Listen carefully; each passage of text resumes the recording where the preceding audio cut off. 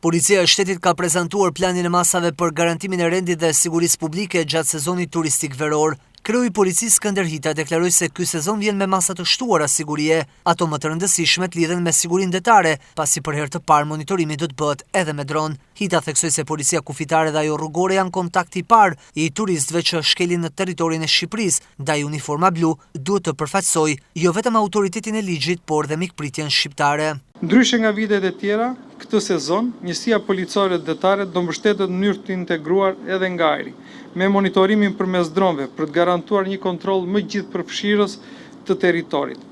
Theksoj me vendosmëri se nuk do të tolerohet asnjë lloj shkelje me mjetet lundruese që rrezikojnë jetën e pushuesve. Kontrolli ndaj mjeteve lundruese, ndaj motorëve të ujit, skafeve dhe anijeve turistike do të jenë të pandërprera dhe të rrepta, duke verifikuar me rigorozitet dokumentacionin si dhe respektimin e korridoreve të sigurisë, vendbazimeve të miratuara. Ndërkohë, duke filluar nga ky sezon, ne po aplikojmë një risi të rëndësishme teknologjike.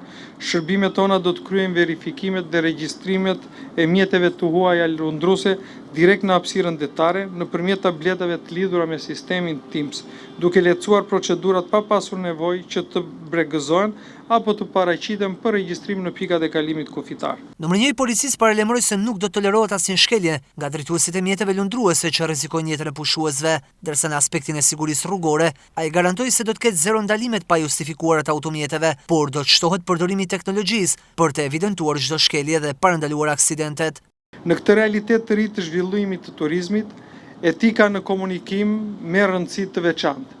Policia kufitare dhe më pas policia rrugore janë kontaktet e para që një vizitor krijon në vendin tonë. Uniforma jonë duhet të përfaqësojë autoritetin e ligjit, por njëkohësisht dhe mikpritjen, integrimin dhe mirësjelljen, si vlerat spikatura të shoqërisë shqiptare.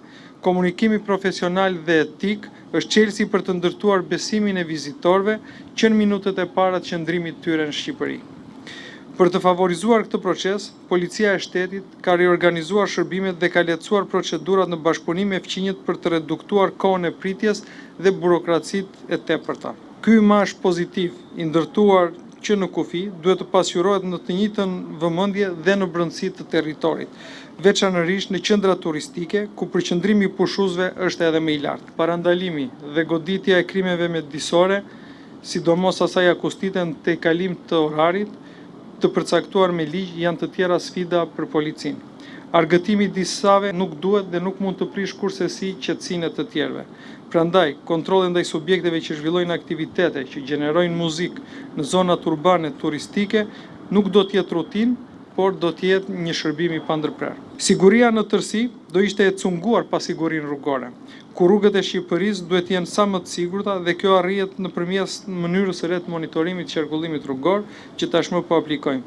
Zero ndalime pa shkak e arsye, shtim në maksimum i teknologjisë me qëllim që të parandalohen aksidentet dhe të evidentohen shkelësit e kodit rrugor. Ministri i Brendshëm Besfort Lamallari e cilësoi këtë sezon turistik si sprovën e shërbimit të policisë së shtetit. Sezoni veror nuk është thjesht periudhë pushimi.